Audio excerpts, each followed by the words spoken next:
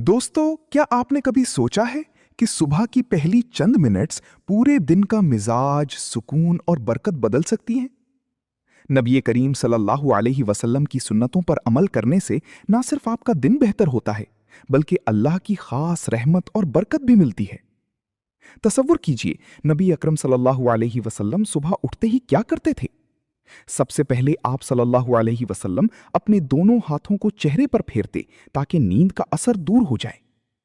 इसके बाद आप सल्लल्लाहु अलैहि वसल्लम अल्लाह का शुक्र अदा करते हुए ये दुआ पढ़ते, अल्हम्दुलिल्लाहिल्लज़ी अहयाना बादमा अमातना व इलैहिन नुशूर।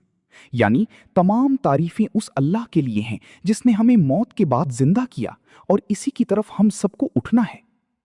और इसके फौरन बाद आप सल्लल्लाहु अलैहि वसल्लम मिसवाक फरमाते। छोटी छोटी ये अमल, लेकिन इनमें इतनी बरकत है कि पूरा दिन अल्लाह की याद में खुशगवार गुजर जाता है। दोस्त, आज रात ही नियत कर लें कि कल सुबह उठते ही ये 3 बातें जरूर करूंगा।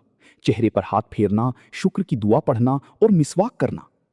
अगर आप ये छोटी सी सुन्नतों पर अमल करेंगी तो इंशाअल्लाह आपके दिन में सुकून, बरकत और खुशी बढ़ जाएगी। ये थी नबी सल्लल्लाहु अलैहि वसल्लम की सुबह की खूबसूरत सुन्नतें।